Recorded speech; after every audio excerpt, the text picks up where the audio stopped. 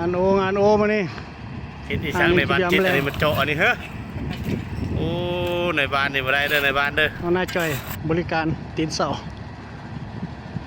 มาไอ้นอกผู้ใดสะดวกมาเด้อมาหาเด้อนายพันมาละผู้พันมาละปลาเครื่องน้อยนี่จุ่มปลาเครื่องน้อยมากกกองกกห่มมอนไข่นี่เย็นสบายเช้าหน้าเวลานี้สละเวลามาหาเดี๋ยวเด้อถ้าบทสละมาบ่ได้เลยมาโอ้ปลาเครื่องน้อยตัวหนึ่ง3 โล 5ตัวนี้2 โล 5ตัวนี้3 โล 5ปล่อยมันไปเลี้ยงต่อใช่ไหมเสียงจุ่มปลาเครื่องเฮ้ยมาเด้อมาสะดวกมาหาเด้อปิ้งปลานินทาแล้วนี่ปลาเครื่องไปจุ่ม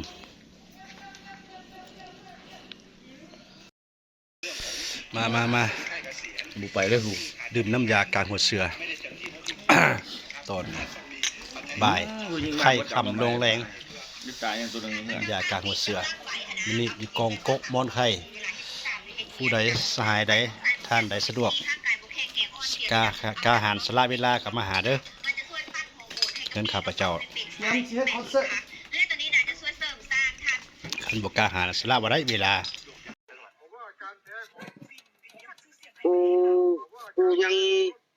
กูว่างอยู่ตอนนี้กูว่างอยู่กูมือผ่านว่างนะบ่ค่อยยกไปทามูนะบ่ให้เอ็นลายก็จกตาเดียวค่อยเย็นไปนะ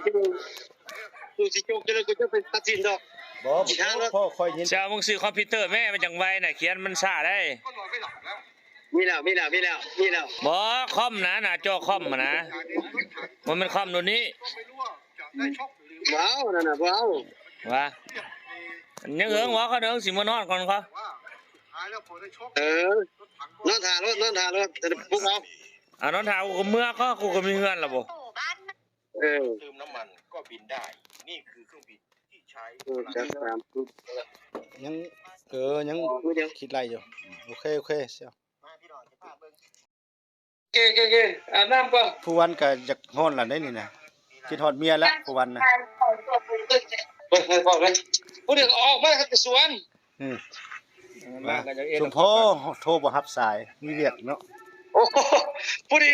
ออกมาขี่รถจักรอยู่หากอนเฮือนใครซิดก็หาเมื่อบางยานี้สบ่ไหวซะเป็นไข้เป็นโอมอยู่โอ้นี่ก็บ่อยากหันไปเลิกแต่ว่าน่าจะไปหาแล้วเรื่องเด้อโอเคเดี๋ยวฝากกันเมียแล้วก่อนเดี๋ยวโอเคเอาเว้ยนายเห็นหมดเลยแม่นบ่อยู่สวนบ่เอาด้านซ้ายบ้านลูกเนาะประกาศน้ำกลุ่มก็บ่ตอบจากความมันอยากโทรหาเป็นนั่นเลยไม่เลยตกบ้านอย่าพี่เลยพี่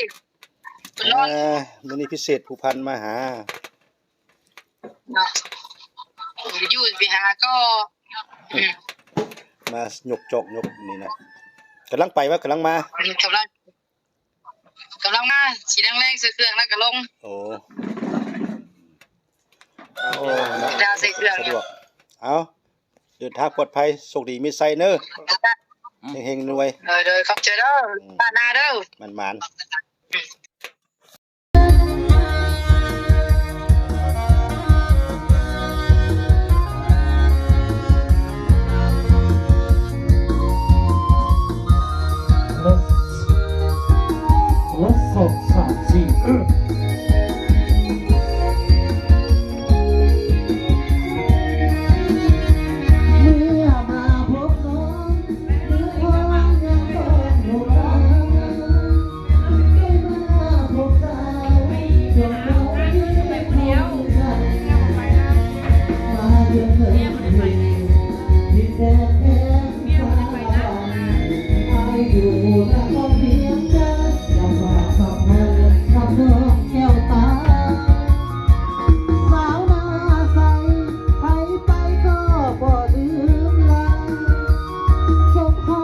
่วนเมื่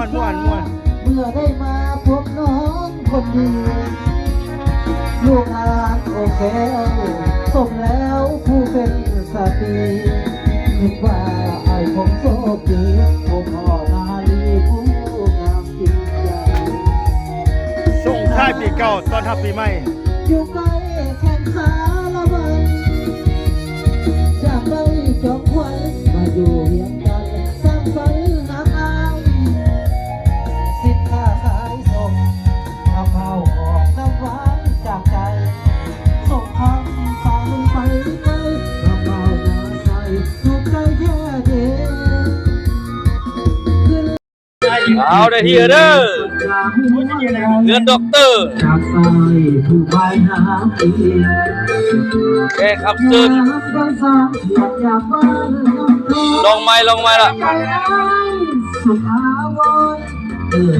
อันนี้ผมเป็นคนทหารนี่โอเคไหนบ้านโอเคเสียงคุ้ม ม่วนวันนี้ม่วนไอ้น้องหมู่คู่มายาม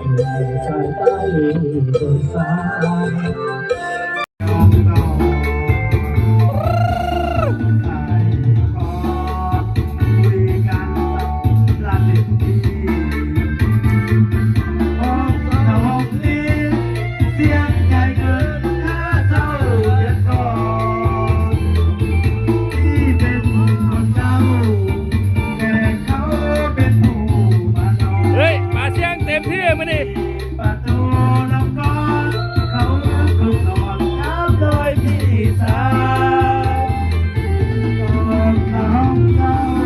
ไม่อยากเข้ามาทางตะวันขอโทษขออภัยในน้องในกลุ่มเด้อมื้อนี้พวกเขาทั้งม่วนทั้งเมาผู้ใดสะดวกมีเวลาบอกของบอกค่ากับซับซ้อนเวลามาหาได้เด้อพิเศษไอ้สิว่าพระยินดีต้อนรับ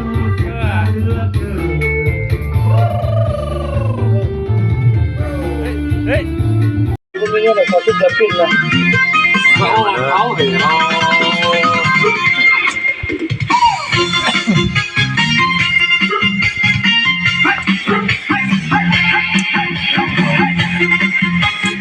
ขอจ่ายเงินนะใจมันเร่งพินดีเป็นเพลงในวันได้ยินข่าวฟ้าอยากมาฆ่ามาไว้งานเข้าไปร่วมงานไม่ว่าเราเมื่อตอนเจ้าปี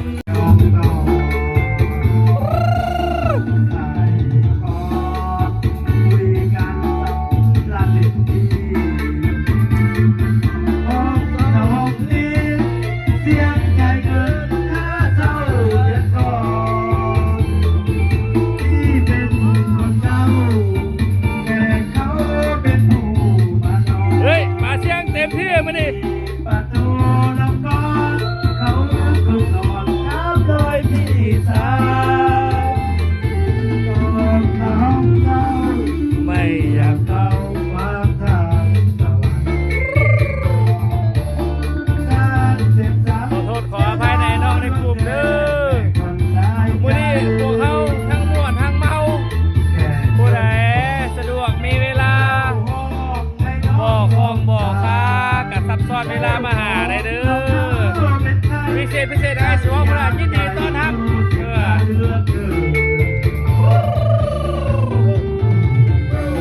เฮ้ยบอลนี่แหละกินตามหลังเพื่อนไปกิจกรรมต้องเปลี่ยน อุ่นจุ่มอุ่นไว้น้องมาเนี่ยจุ่มไว้น้องมันไม่ยินเลยเนาะ ลูกสาวก็มา จริงมันไม่ยินแม่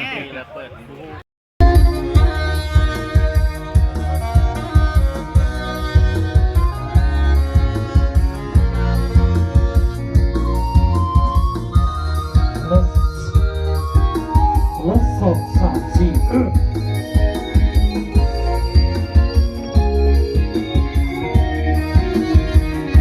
่อมาพบน้องเมื่อความยังต้องหมดได้มาพบได้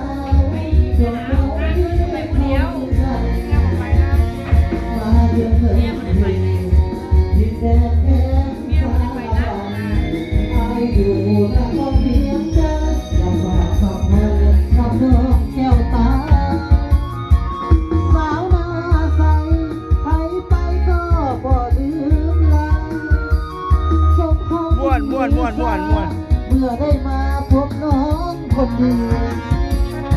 ลูกอานโอเคสมแล้วผู้เป็นสตรีนึกว่าไอ้ผมโชคดีผมพ่อนาลีผู้งามจริงใจ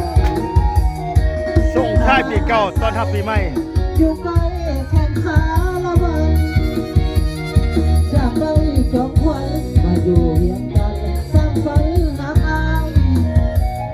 สิทธิ์ค้าขายส่งมะพร้าวออกน้ำหวานจากใจส่งคำฟังไปไกลมะพร้าวนาใสถูกใจแค่เดียว คนผู้ผู้เด้อเพื่อนผู้ผู้เด้อเพื่อนข้าพเจ้า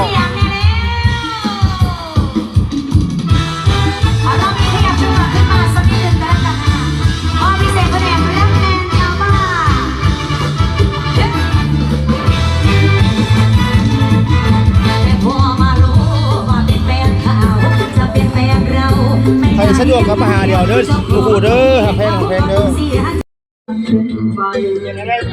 เอาได้ที่เด้อเงินด็อกเตอร์แกขับซึนลงไม้ละอันนี้ผมเป็นคนทหารนี่โอเคไหนบ้านโอเคเสียงคุ้มม่วนวันนี้ม่วนไอ้น้องหมู่คุ้มมาจามมือวานเมา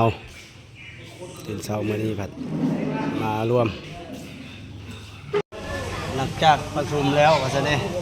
พากันมากินข้าวสามัคคีเพื่อให้รู้ว่ามันอันนี้เป็นทีมงานได้ว่าจะได้ทีมงานนำจอกแล้วนำลงแล้วส่งแล้วX3 ก็ได้บ่ขาบ้านเฮา